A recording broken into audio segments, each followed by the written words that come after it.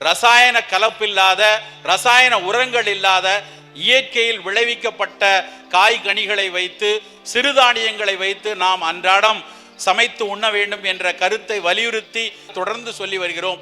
ஏன் அப்படி சொல்கிறோம் என்றால், இந்த சிறுதானியங்கள் நம்மை காப்பவை. இந்த சிறுதானியங்கள் 50 ஆண்டுகள் வரை நாம் அன்றாடம் அடுப்பங்கரையில் பயன்படுத்தி வந்தவைதான்.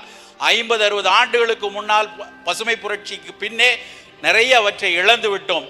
இன்று மீண்டும் உலகெங்கும் சவாலாக இருக்கக்கூடிய தொற்றா நோய் கூட்டம், நான் கம்யூனிகபிள் டிசீசஸ் என்று சொல்லுவாங்க, சர்க்கரை வியாதி, இரத்த கொதிப்பு, புற்றுநோய் பெருவாரியாக இங்கு பெருகி கொண்டு வருகிறது. இந்த தொற்றாத நோய் கூட்டங்கள் நம்மை தொற்றாமல் இருக்க வேண்டும் என்றால் நாம் உணவின் மீதும் வாழ்வியல் மீதும் அக்கறையோடு இருக்க வேண்டும். எந்த மருந்துகள், எந்த மாத்திரைகள் எடுத்துக்கொண்டிருந்தாலும் உணவின் மீது அக்கறை இல்லை என்றால் இந்த தொற்றா நோய் கூட்டத்தின் பிடியிலிருந்து நாம் தப்ப முடியாது. அந்த வகையில் இந்த சிறுதானியங்கள் என்று சொல்லப்படக்கூடிய திணை, ராகி, கம்பு, சோளம், வரகு, குதிரைவாலி, சாமை, கடைக்கண்ணி என்ற பல்வேறு அற்புதமான தானியங்களை நாம் அன்றாடம் உணவில் ஏதாவது ஒரு உணவாக சமைத்து சாப்பிட்டு வந்தால் அவற்றின் மருத்துவ குணங்கள் ஒவ்வொரு சிறுதானியங்களுக்குள்ளேயும் அது ஒன்று லோ கிளைசிமிக்கா இருக்கு. லோ கிளைசிமிக்னா அதுலேயும் கார்போஹைட்ரேட் இருக்கு, அதுலேயும் சர்க்கரை சத்து இருக்கிறது. ஆனால் அது அரிசி போல் வேகமாக நம்மிடையே கலப்பதில்லை. அவை மெதுவாக மெல்ல மெல்ல நம் உடலுக்குள் அந்த சர்க்கரை சத்தை நமக்கு கொடுக்கும். அதைத்தான் லோ கிளைசிமிக் என்கிறார்கள். ஒவ்வொரு சிறுதானியங்களிலும் நிறைய நார்ச்சத்துக்கள் நிரம்பி இருக்கிறது. நிறைய சிறு கனிமங்கள், மேங்கனீஸ், செலினியம், அது போன்ற பல்வேறு உணவியல் கூறு கனிமங்கள் நிரம்பி இருக்கிறது.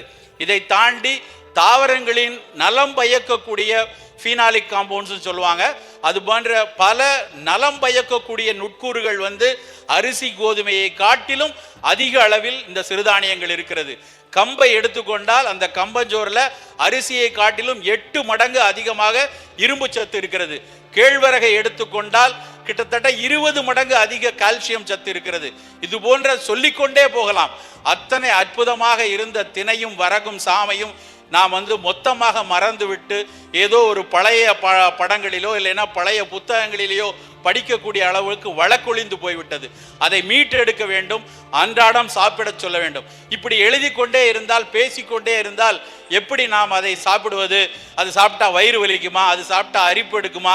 இப்படி பல்வேறு கேள்விகள் பொதுமக்களிடம் இருந்து கொண்டிருக்கிறது. அதை மாற்ற வேண்டுமானால் நீங்கள் சாப்பிட்ற காய்கறிகளை போட்டு, நீங்கள் சாப்பிட்ற ஒரு குழம்பு சாதம், பிரியாணி, காய்கறி சாதம், மீன் குழம்பு சாதம், கோழிக்கறி சாதம், எத்தனையோ விஷயங்களை நாம் இந்த சோற்றை சாப்பிட முடியும்.